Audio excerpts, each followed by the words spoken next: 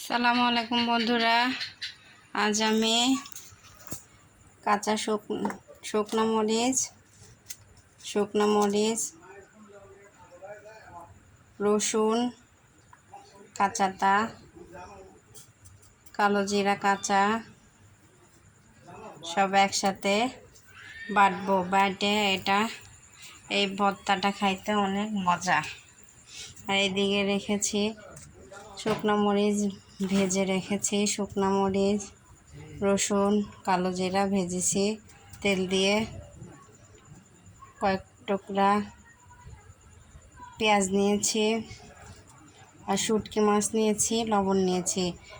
এটুকু দিয়ে এই শুটকি মাছ ভর্তা করব আর কাঁচাটা দিয়ে ভর্তা করব, দুইটা ভর্তা করব। এই ভর্তাগুলো খুবই মজা। প্রথমে কাঁচা রসুন, শুকনো মরিচ, কালো জিরা দিয়ে পাটায় পিষে নেব। এই ভর্তাটা গরম গরম ভাতের সাথে খেতে খুবই মজা লাগে। এখন আমরা পেটে নেব। এই যে আমাদের কাঁচা রসুন, কাঁচা শুকনো মরিচ আর কালো জিরা বাটা হয়ে গেছে।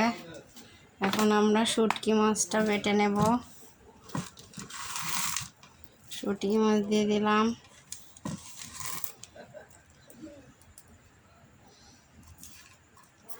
ভেজে রাখা মরিচ,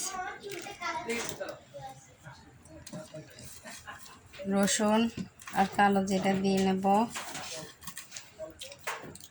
আর এই পেঁয়াজটা বাটা শেষ হইলে তারপরে দেব। শুটকি ভর্তা হয়ে গেছে আমার। এখন আমি এই পেঁয়াজটা আধা ভাঙা করে শুটকির সাথে মেশাবো। আমার শুটকি ভর্তা করা শেষ, শুকনো মরিচ ভর্তাও করা শেষ। এখন আমি পাটায় ভাত মাখা খাবো। আমার এই পাটায় ভাত মাখা খাইতে খুবই ভাল লাগে।